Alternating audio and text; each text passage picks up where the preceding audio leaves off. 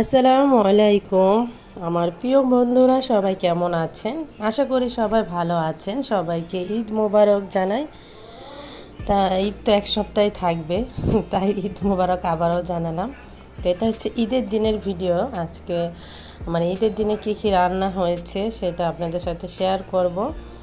Roast রান্না, আর হচ্ছে কালা ভুনা, আর হচ্ছে আপনার গরুর মাংস দিয়ে টিকিয়া রান্না। কালা ভুনা বলতে কি, ভাগ্নি জামাই আসবে, মেয়ের জামাই, যে আপনার হ্যাঁ, তারা তো ঢাকায়, মানে ঢাকায়, তো তাদের কোরবানিটা ঈদের পরের দিন দেওয়া হবে। নাহলে তো বলতেছে পরের দিন আমি খুব বিজি থাকবো, তো সন্ধ্যার দিকে আর এসে আপনাদের সাথে দেখা করে যাব। তো বললাম রাতের খাবারের জন্য তাদের কি কি আইটেম দেওয়া যায়। তো মেয়ে জামাই কালা ভুনা পছন্দ করে, তার জন্য কালা ভুনা আর এগুলো করতেছি। আর রোস্ট বাসার জন্য করতেছি, একটু বেশি করে করতেছি, ওরা আসবে রাত্রে, ওদেরকে খাবারটা দিব, সেই জন্য খেতে চাচ্ছিল না, তারপরে জোর করলাম যে এত কিছু করবো, তো খাবারটা তাদের জন্য একটু বেশি করে তৈরি করলাম। তো এই যে এগুলো এখন আমি ভালো করে সিদ্ধ করে নিয়েছি, পরে পাটায় বসে বসে পিষতেছি। ব্লেন্ডারটা নষ্ট হয়ে গেছে, আর একটা আছে, ওটা তো হবে না নর্মাল, তো সেই জন্য আর পাটায় পিষলে ভালো হয়, কেননা সুন্দর হয়। আর এটা ফিসা লাগে ভালো বুটের, সেটা যারা বানাও তারা তো কম বেশি জানো। তো এখানে রোস্ট ওরকমভাবে দেখালাম না, ঈদের দিনে তো অত ভিডিও করা সম্ভব না, সেই জন্য। তো এখানে হচ্ছে রোস্টের বসানো, আর একটু সস দিয়ে দিল, আর এই পাশে হচ্ছে কালা ভুনার জন্য মাংসটা বসিয়ে দিয়েছে আগের থেকে।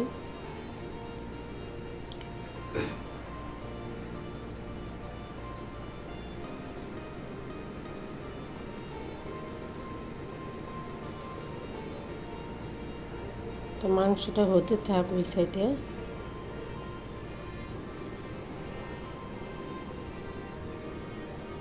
এটা কালা ভুনার জন্য বসিয়ে দিয়েছি অল্প কিছু মাংস।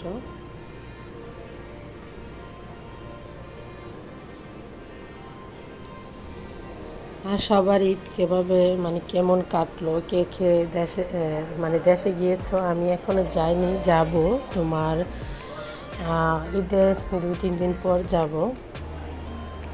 যেতে তো চাই, কিন্তু যে প্রচণ্ড গরম, কিন্তু কাজে একটা কাজ আছে, যাওয়া লাগবে। তো সেই জন্য একচুলা যাচ্ছি। বড় মেয়ে একবার যেতে চায়, যেতে চাচ্ছে না, তার স্কুল খুলে, মানে স্কুলটা খুললেই তো পরীক্ষা, 3 তারিখে স্কুল খোলা, 3 তারিখ থেকে পরীক্ষা। তারপরে দেখি একদিনকার জন্য নিয়ে যাব, তারপরে ওর ফুপ্পি যাবে, তার ফুপ্পির সাথে চলে আসবে। আর আমার যদি মানে যে দরকারের কাজটা যদি আমার করতে পারে 10-12 দিনের মধ্যে, 10-12 দিনের মধ্যে থাকতে হবে। তাই আর দেশে গেলে তো অবশ্যই সেই ভিডিও তো দেখবেই। হাসতেছি। তো আমার ছোটো বোনের জামাই মানে বাইরে থাকে, সে আসছে, সে আবার চলে যাবে কয়েকদিনের মধ্যে। তো সে আবার তাদের পুষ্কিনি আছে দেখাবো না, সেটা হচ্ছে আপনার প্রায় বাইরের থেকে সে মানে মাছ ধরার যে ছিপ, মানে বড়শি আছে না, ওটা নিয়ে আসছে। তো বলতেছে তো আপনারা আসেন, আপনাদের জন্য তো মাছ ধরেছি 4টা বড় বড় কাতলা মাছ। আমি বললাম তাই নাকি? আমাকে তাহলে ওই ছিপটা, মানে বড়শিটা আমাকে দিয়ে যেন যাওয়ার সময়।